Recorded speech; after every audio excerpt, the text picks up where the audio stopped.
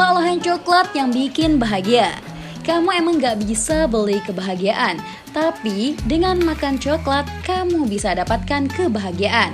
Ya, itulah salah satu kutipan menarik dalam kemasan produk olahan coklat buatan IKM NTB Angkrela, yang merupakan akronim dari aneka kreasi coklat.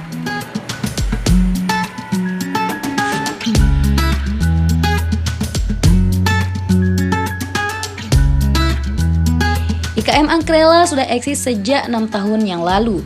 Berawal dari hobi dan kesenangan mengotak-atik resep, hobi tersebut kemudian berkembang menjadi usaha.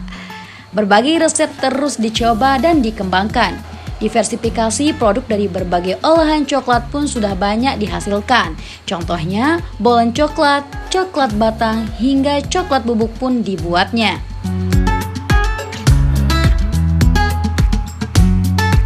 Selain itu, olahan kue dan keripik pun dibuatnya, seperti stik kentang, jajan tradisional, dan stik kangkung.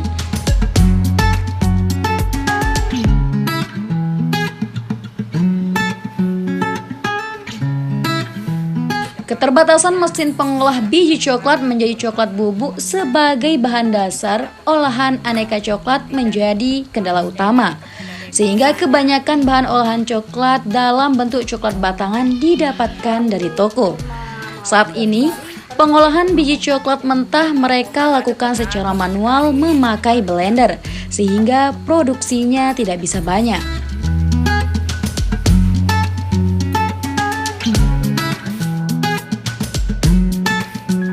Coklat adalah komoditas yang menarik, variasi olahannya beragam. Banyak industri turunan yang bisa dihasilkan dari coklat. Namun, kendala utama adalah bahan baku olahan yang masih belum bisa dihasilkan dari NTB. Disinilah seharusnya peran negara mengoptimalkan permesinan untuk mengakomodir potensi komoditas coklat NTB. Makan coklat membuat bahagia. Coklat produksi NTB, kebahagiaan untuk IKM NTB. Bisa mengolah coklat dari bubuk coklat produksi mesin-mesin NTB. Harusnya industrialisasi NTB bisa mewujudkannya untuk NTB Gemilang. Halo Sobat MI, berjumpa lagi dengan saya Hasbi Al-Hawarizmi, yang kali ini saya akan melihat bagaimana proses pembuatan dari coklat khas Lombok ini. Kebetulan sekali sekarang saya sedang bersama dengan owner ya, yang memproduksi coklat khas Lombok ini, namanya Mbak Irma. Halo Mbak Irma. Halo. Assalamualaikum. Waalaikumsalam warahmatullahi wabarakatuh. Gimana kabarnya Mbak Irma? Alhamdulillah sehat, baik ya. Mbak Irma, saya ingin tahu nih, gimana pertama kali Mbak Irma ini kepikiran untuk memproduksi coklat ini? Ya, asal mula pertama tentu ya karena saya pribadi juga seorang penggemar coklat kan, karena coklat itu makanan yang enak dan disukai banyak orang gitu, hampir semua orang suka coklat gitu, dan keluarga juga kan suka coklat juga gitu, dan sekitar saya ketika saya buat coklat itu suka juga gitu, sehingga saya termotivasi untuk membuat coklat. Dan waktu itu kebetulan saya senang bergaul dengan tetangga, sosialisasi gitu kan. Saya melihat keadaan juga di masyarakat sekitar itu kebanyakan membutuhkan pekerjaan gitu ya, wanita-wanita pekerja yang ingin membantu suaminya gitu. Nah, itulah yang saya berdayakan sehingga menjadi unit usaha rumah tangga gitu, yang semakin lama semakin berkembang begitu. Ini awal mulanya coklatnya itu memang diproduksi dari coklat asli atau kakao itu ya? Ya. Atau gimana Mbak? Awal mula pertama kali saya mengenal coklat itu, membuat coklat itu pertama karena baru belajar ya. Saya masih memakai coklat yang dari batangan yang dibeli di toko kue gitu. Nah, lama-kelamaan dengan melihat respon dari konsumen ketika saya misalnya ikut bazar atau kegiatan apa, kemudian ditanyakan ini coklatnya dari mana gitu.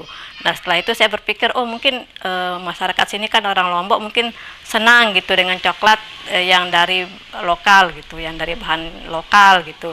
Nah, sehingga saya mencari tahu tentang coklat yang dari lokal, dan ternyata di Lombok sendiri sudah banyak ada kebun kakao gitu. Sehingga saya mencari supplier yang bisa membantu saya untuk mewujudkan produk coklat yang memang bahan bakunya khas dari lokal Lombok gitu, seperti itu. Nah, tentunya ya kalau kita lihat produksi coklat dari kakao itu nggak mudah diapain tuh Mbak. Ya, Gimana cara betul. sih idenya itu biar bisa jadi dimakan? Ya, nah itu seperti itu ya, dan dari usul-usul dari masukan dari konsumen memang ada beberapa masukan mereka gitu. Ada yang memang suka coklat itu yang manis, tapi belakangan ternyata dengan kecenderungan masyarakat sekarang itu suka coklat yang lebih sehat, itu justru ada yang mencari coklat yang dark coklat gitu, seperti itu.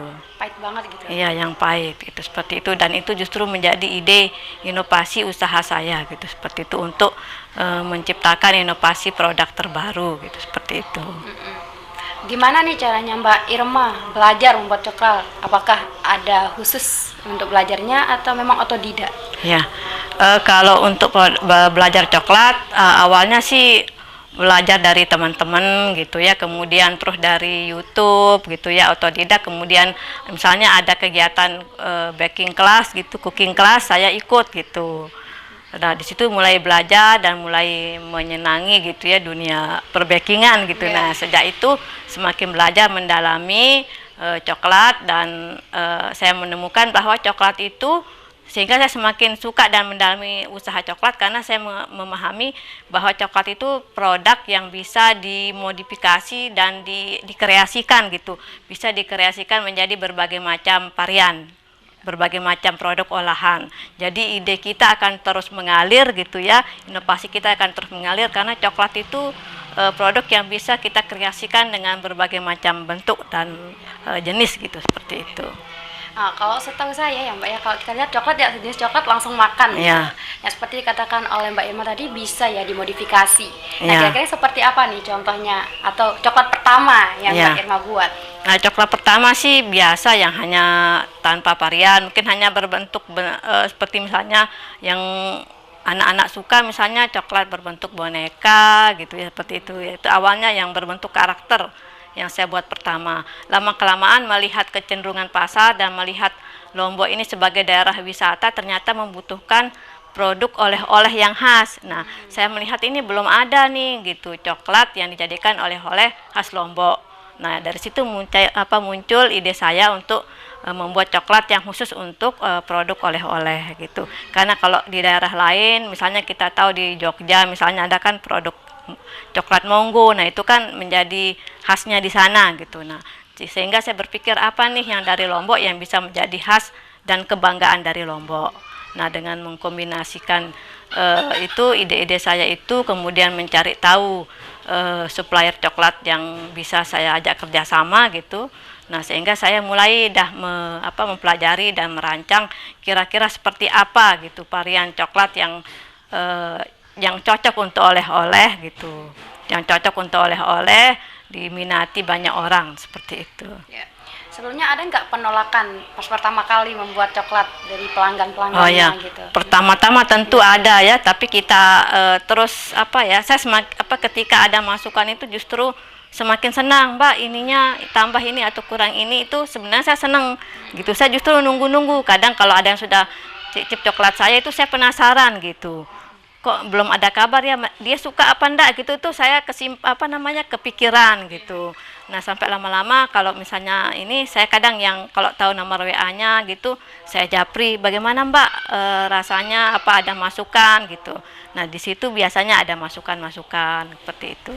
Nah, untuk variannya sendiri kita berkembang gitu, yang dari hanya satu tadi misalnya, yang hanya satu tidak ada varian isinya, sekarang kita kebanyakan ini sudah ada varian isinya, misalnya coklat rumput laut gitu, kemudian ada coklat stroberi gitu, blueberry ya, ini juga ini rumput laut ya, stroberi, blueberry, ada jahe, ada kopi, itu juga rumput laut.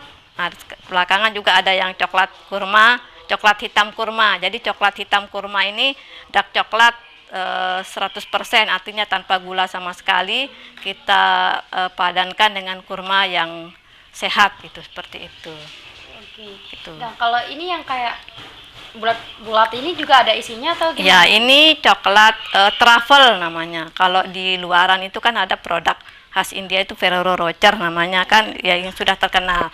Nah, kita berusaha membuat yang khas sendiri yang dari lokal gitu. Nah, kita buat ini truffle juga, tapi rasa-rasanya atau apa bentuknya gitu ya mirip lah seperti yang ada di sana gitu, seperti Ferrero Rocher itu gitu. Nah, terus kalau yang ini Mbak nih? Nah, kalau ini isiannya dari ini sama ini. Ini coklat rumput laut. Kita bikin kayak permen gitu supaya lucu gitu. Ya. Nah, ini kalau boleh tahu dibejatin harganya berapa nih dari yang bentuknya kayak gini, terus dikotakin kayak gini sama yang pakai kayak gini nih. Oh ya.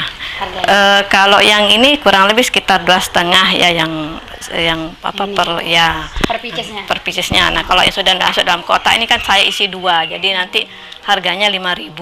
Tapi kalau yang di kotak ini saya kasih harga 25.000 kalau langsung Yang ke isinya? pasar atau ke konsumen. Ini isinya, Isinya 8 pcs. berapa? Per pieces. Ya. Kalau yang ini? Kalau ini kurang lebih per biji itu sekitar 3.000 gitu. Kita biasanya pakaiin box ini ya. Ada boxnya khusus, nanti kita box mika berwarna emas, nanti kita kasihin pita. Nah, itu biasanya yang cari kado untuk ulang tahun temennya atau kasih istrinya biasanya pesan itu. Oh, bisa gitu. Nyari itu ya. Requestnya juga. Jadi biasanya dia langsung kasihin apa namanya yang dia inginkan, dikasih lihat fotonya, ada yang kayak gini Mbak, oh ya ada, langsung saya kasih lihat, kasih keluar gitu. Jadi orang itu bisa request ya, kalau Bisa mau pesan request. coklat, Mbak aku mau dihiasin kayak gini. Iya bisa, misalnya minta misalnya hari Valentine ada juga yang nyari coklat, saya mau bentuknya buket dong coklat gitu, saya bikinin gitu. Mau yang biasa aja kayak buket biasa atau malah ada yang minta pakai kotak juga, dipakein kotak lux gitu bisa juga. Jadi sesuai permintaan dan budget mereka gitu, seperti itu. Oke, nah cara pemasarannya Mbak Irma sendiri kayak gimana Mbak? Kalau pemasaran yang offline ya, yang offline itu kita titip di toko oleh-oleh. Ada beberapa toko oleh-oleh di Lombok itu sudah kita masukkan, terutama yang besar-besar seperti Sasaku, Wahana, terus Omah Lombok, toko Lestari itu sudah ada. Sasaku juga kan ada 2, nah kita dua-duanya udah kita masukin. Terus di Punik 2 juga ada. Kemudian dulu pernah kita masukin di Ruby juga sama di Transmart gitu. Kalau yang media online-nya? Kalau yang media online selain tadi yang paling banyak masuk itu dari Google, dari Google searching gitu. Jadi kalau orang mencari misalnya dia ketik kata coklat Lombok atau coklat di Mataram gitu, nanti akan muncul gitu. Di situ di Google-nya mengarahkan ke tempat kita gitu. Nah, itu kemudian yang kedua dari media sosial seperti Instagram. Kita ada di Instagram @angkrela_coklat, nanti bisa dicari gitu. Angkrela Coklat, kemudian Facebooknya juga ada Angkrela Coklat, TikToknya juga sama Angkrela Coklat. Di YouTube juga kita ada. Angkrela Ya, Angkrela Coklat juga namanya. Nah, untuk saat ini berapa orang nih jumlah orang yang produksi coklat membantu Mbak Irma? Oh ya, karyawan yang membantu ya. Kalau sementara ini ada 3 yang biasa masuk tiap hari, itu 3. Cuma kalau dibutuhkan kita bisa cari lagi atau panggil untuk memenuhi pesanan-pesanan yang dalam jumlah banyak gitu. Seperti itu. Paling sedikit pesanannya berapa dalam sehari Mbak? Kalau kita produksi per hari itu sekitar kurang lebih 30 sampai 50 PCS box gitu. Box gitu ya? Box seperti ini gitu. Itu yang kita buat ya. Nah, ini kan selain coklat juga saya lihat banyak banget nih makanan kering gitu kan Mbak itu. Nah, ini termotivasi dari mana nih makanya? Kalau yang ditambah kue kering itu sebenarnya sih dari lama juga. Malah sebelum coklat sebenarnya kue kering yang kita, karena terbiasa dulu buat kue kering waktu Lebaran. Jadi terbiasa untuk setiap Lebaran buat. Nah, gitu. Ternyata banyak peminatnya setiap Lebaran tuh pada ngorder gitu. Nah, tapi karena kue kering ini kan musiman, jadi saya juga memproduksi hanya berdasarkan orderan musiman pada saat Lebaran seperti ini saja gitu. Jadi selain dari Lebaran biasanya tidak kita buat, kecuali ada order-order khusus gitu, seperti itu. Mbak Irma, gimana kalau orang kan kalau makan coklat sering bilang, aduh sakit gigi nih nanti. Ya, Gitu. Nah, gimana nih pendapat Mbak Irma terhadap orang yang kayak gitu? Ya, saya sebenarnya itu yang menjadi masukan. Jadi sebenarnya ada masalah dari konsumen kita. Nah, masalah dari konsumen itu sebenarnya bisa menjadi inovasi baru dari produk kita. Seperti produk saya yang terbaru kan coklat sehat. Saya branding coklat sehat, saya kasih nama Cokobet gitu. Ada nggak di sini, Mbak? Nggak ada ya, masih ini mungkin di belakang dia ininya ya. Nah itu coklat sehat itu udah karena banyak konsumen yang bukan hanya karena mengeluhnya sakit gigi, tapi lebih kepada banyak yang ngeluh, aduh saya enggak berani makan coklat, nanti badan saya tambah gemuk, tambah iya. melar gitu, saya lagi diet gitu, atau nanti saya takut sakit kolesterol kayak gitu-gitu, banyaklah keluhannya macam-macam, atau takut jerawat atau apa.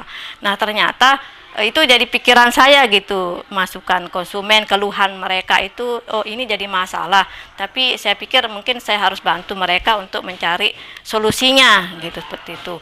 Akhirnya saya mencari tahu, ternyata kebalikannya gitu, ternyata justru coklat itu mempunyai kandungan dan manfaat yang justru bisa menjadi obat dari keluhan mereka gitu. Contohnya misalnya ini, kalau dia coklat dark coklat asli gitu ya, artinya yang lebih banyak kandungan coklatnya, kakaonya gitu ya, bukan yang kebanyakan gula gitu.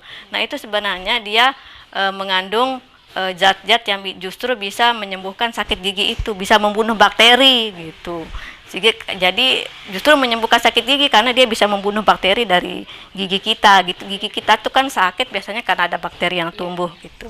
Seperti itu yang saya pelajari. Nah kemudian kedua, yang mengeluh misalnya tadi takut gemuk dan sebagainya gitu, atau takut gula darahnya naik gitu, itu yang paling sering saya dengar gitu ya, keluhan dari konsumen, takut gula darahnya naik. Nah setelah saya pelajari gitu ya, ternyata coklat itu dia mengandung antioksidan gitu, dan zat-zat lain yang justru bisa membantu mengontrol gula darah itu gitu.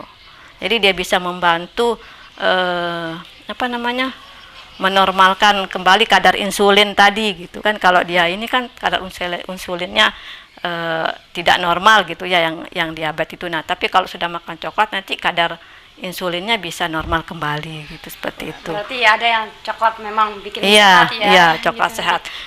Jadi ada dua target pasar gitu. Yang pertama yang memang tadi untuk oleh-oleh, biasanya itu yang memang cari coklat untuk oleh-oleh atau untuk hadiah. Nah itu biasanya mencari memang coklat yang manis gitu.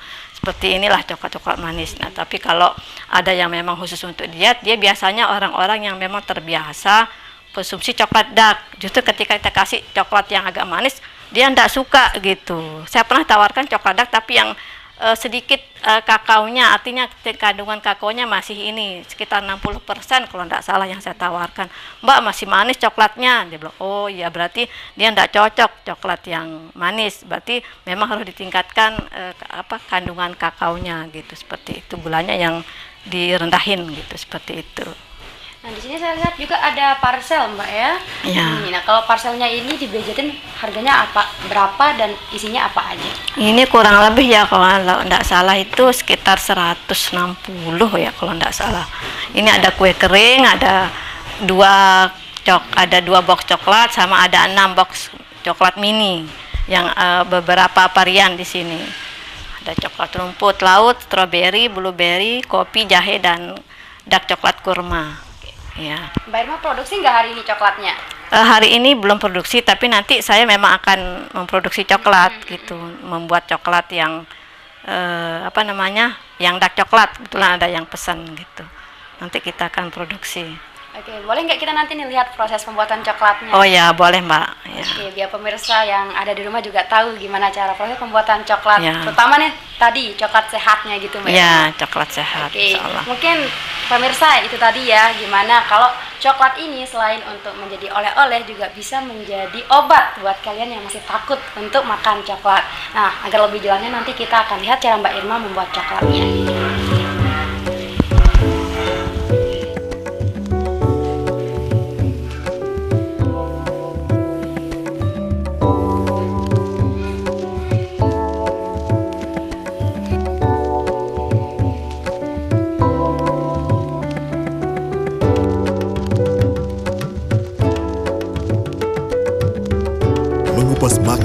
tafsir Al-Quran bersama ulama terkemuka tanah air. Qaumum min qaum khairun minal yadis suflah. nggak bakal bisa dibayar oleh dunia dan seisinya. Jelas, lugas untuk kehidupan sehari-hari. Di antara yang merusak hati adalah buruk sangka. Wa aqimus shalah wa atuz zakah. Itu pun sejajar dengan jihad fisabilillah. Cahaya Hati Indonesia, Sabtu dan Minggu pukul 12 siang di iNews. Mempertanyakan rasa keadilan. Negeri kami nampak kehilangan kemudi. Kebenaran, keberanian, dan juga kejujuran. Itu hak demokrasi, nggak apa-apa. Saatnya kita bicara. Tuntaskan di sini. Menyampaikan dari kacamata mahasiswa. Saya Aryo Ardi. Saya Anisha Dasuki. Interupsi hanya di iNews.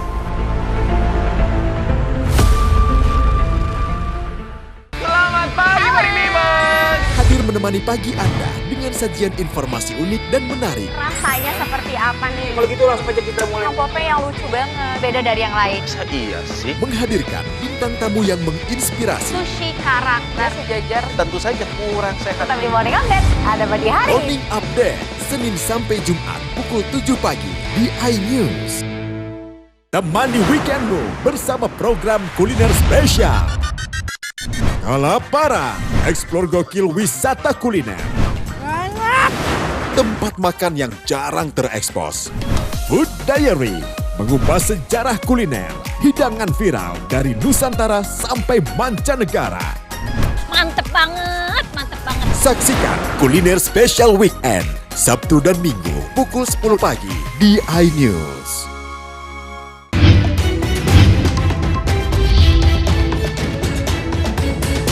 Kawal Pilkada 2024, Senin sampai Jumat pukul setengah 1 siang, live di iNews. Suara tak layak dibungkam. Intelektualitas perlu diuji. Integritas butuh konsistensi demi demokrasi yang hakiki. Suarakan kejujuran demi keadilan menuju kebenaran. Saya Aiman Wicaksono, saatnya rakyat bersuara. Saya Abraham Silaban, Anda menyaksikan The Prime Show. Investigasi eksklusif. Omnibus Law Undang-Undang Cipta Kerja mengakibatkan PHK di mana-mana. Mengupas isu-isu terhangat. Ini apa? Hakim MK? Silakan diselesaikan, Mas Pipin. Saya kasih kesempatan ke Fritsen, Kak. Semua tanya akan dijawab dengan tuntas dan berkelas. Ada kejanggalan bagi saya dari pihak-pihak wasit yang tidak menguntungkan buat kita. The Prime Show, setiap Rabu pukul 8 malam.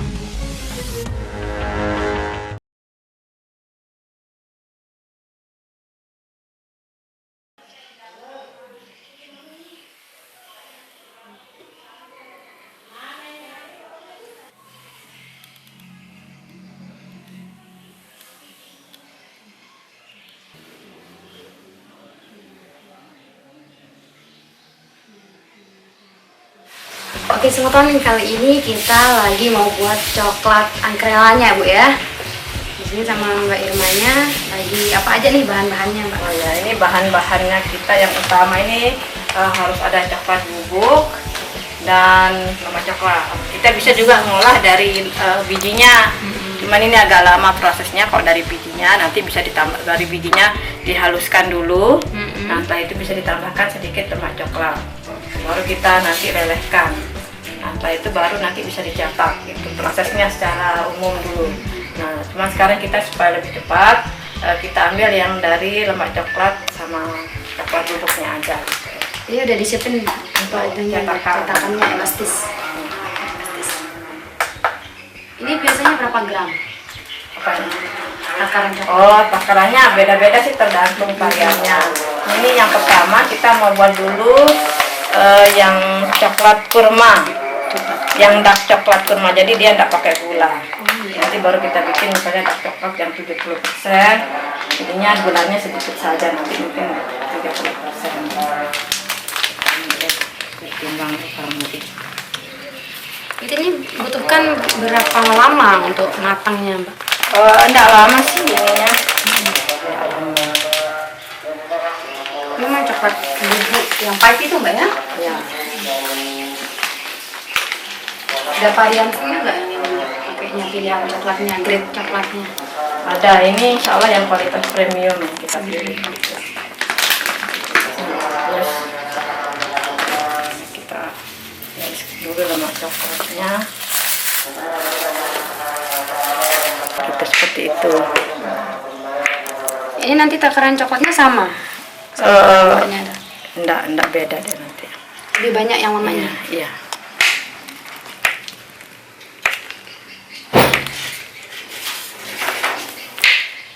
Ini kurma, jenis kurmanya yang digunakan? Ini kita pakai coklat madu supaya lebih tahan lama. Oh, berarti kalau dia beda jenis kurmanya Ya, beda. kalau misalnya kayak sukari itu katanya dia lebih apa sih? Lebih mudah ini dia di tubuh ruang gitu. Lebih tidak tahan daripada ini. Banyak gitu ya. Iya. Tergantung kadaran juga sih kalau ada yang mau ini. Ya, saya ambil tempat. Ini karena dia yang kurma yang coklat kurmanya dark coklat kurma 100%. Jadi tidak pakai gula sama sekali. Jadi dari manisnya itu dapatnya dari kurmanya, ya. Kalau dari kurma madu dan sukari pernah pakai kurma apa aja? Pernah kurma madu pernah, kurma sukari juga pernah. Dua-duanya pernah.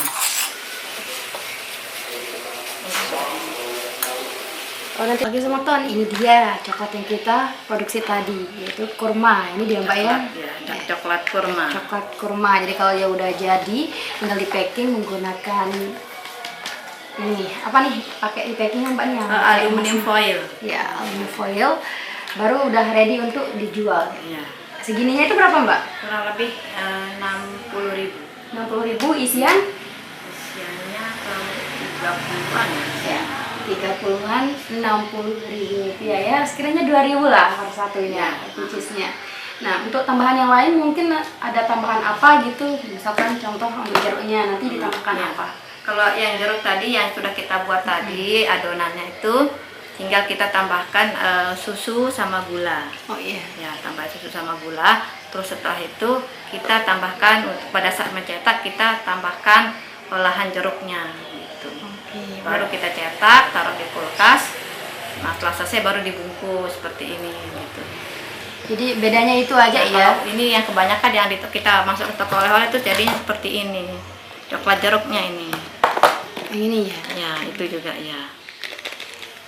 Nah, jadi bedanya itu dengan dark kurma ini. Kalau kurma ini tidak ada campuran sedikit pun dengan gulanya. Susu pun tidak ada ini ya tadi. Tidak ada. Nah, kalau ini baru ada. Tapi harganya sama. Ini harganya berapa ya? Kalau ini kan ya, pesanan ya. Pesanan ini. Jadi banyak, memang isiannya banyak. Jadi mungkin sekitar 90-an ribu ini toples. Kalau ini 35.000. Tapi isinya lebih sedikit dari itu. Oke. Nah, Moton itu ada tadi ya proses pembuatan dari coklat asli Lombok, di mana variasinya sangat banyak banget. Coklat ini bisa dikembangkan dengan varian-varian lain juga ya Mbak ya. Ya, jadi cukup itu informasi yang dapat saya sajikan. Terima kasih sudah menonton. Saya Hasbi Al-Hawarizmi. Pamit undur diri. Terima kasih dan sampai jumpa.